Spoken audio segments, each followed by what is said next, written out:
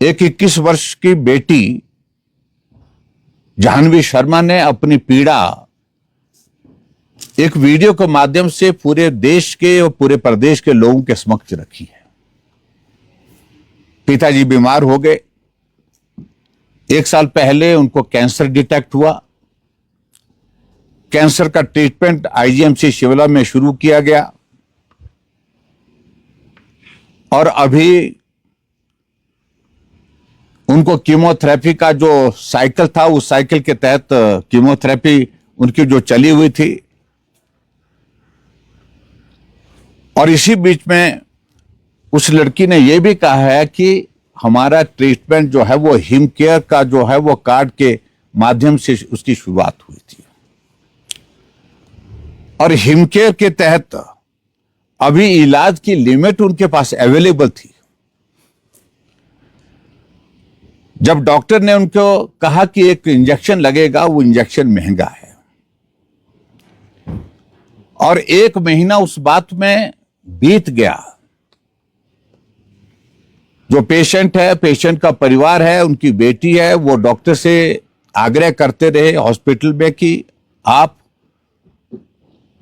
हिमकेयर के अंतर्गत उस इंजेक्शन का जो है वो को लेकर के इनका इलाज करवाइए, उस इंजेक्शन को लगवाइए।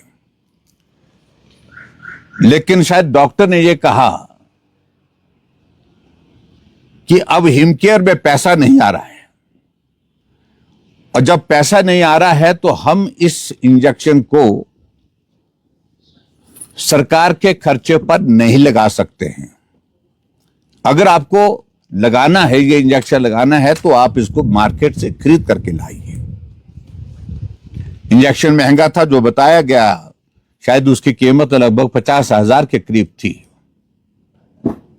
परिवार के लोगों ने प्रयत्न किया, कोशिश की अपने रिश्तेदारों से उसमें आर्थिक सहयोग लेने की।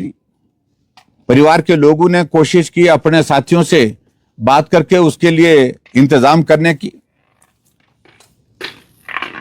लेकिन जब तक के लिए पैसे का इंतजाम होता, तब तक के लिए जाह्नवी के पिता की दुखद मृत्यु हो गई। और मैं समझता हूं ये व्यवस्था परिवर्तन का एक बहुत ही ऐसा नमूना हमारे सामने है जिसको हम कह सकते हैं कि एक तरह का ये जघन्य कार्य हुआ है।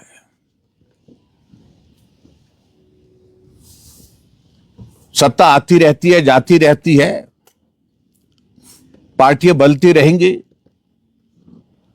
लेकिन इस प्रकार का अमानवीय दृष्टिकोण सरकार का हिमाचल प्रदेश के गरीब लोगों के लिए, जब वो पीड़ा के दौर में से गुजर रहे हैं, इलाज के दौर में से गुजर रहे हैं, इस प्रकार का रवैया उनके प्रति मैं समझता हूं कि बहुत ही दुर्भाग्यपूर्ण है। मैं देख रहा था कि हजारों की संख्या में उस बेटी की उस पीड़ा को सोशल मीडिया में लोगों ने अपनी भावना व्यक्त करके जो है उसको शेयर किया है।